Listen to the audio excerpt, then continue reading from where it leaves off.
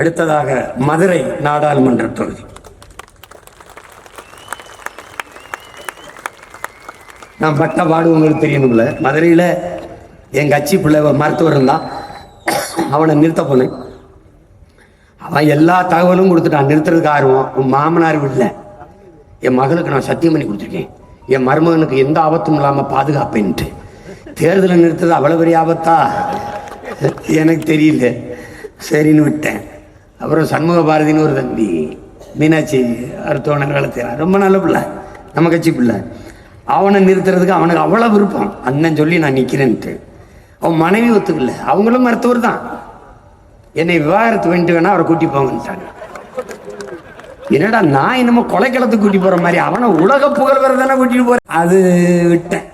கடைசியா ரொம்ப தவிச்சு ஆண் வேட்பாளரை நிறுத்த முடியாது, பெண் வேட்பாளர் தான் நிறுத்த முடியும் என்ற நிலைக்கு தள்ளப்பட்ட பிறகு என்ன செய்யணும் தெரியல. எங்கெங்கயோ தேடிட்டேன். சமூக பிரதிநிதித்துவம் ஒன்று இருக்குல்ல எனக்கு, இது என்னடா செய்யறதுன்னு பார்த்தா கடைசியா என் தம்பி பரணி மாட்டினான். டேய் அண்ணன் ரொம்ப அவங்க தான் ஒரு வயதில் நம்ம ஓட்டு போட மாட்டேங்கிறாங்க. இல்லை நீ இருந்தவனுக்கு சீட்டு விடுற வாயப்படுறா. நான் சொல்றதை கேள்றா. யாராவது ஒரு படித்த பிள்ளை இருக்கா, டாக்டர் இருக்கு, நம்ம தங்கச்சியும் இருக்கு, நிப்பாட்டிடலாம். போய் தயவு செய்யறா காலில் விழுகிறா கொண்டாடா அப்படின்னு. அப்படி கண்டெடுத்த ஒரு தங்கை, என் அன்பு தங்கை.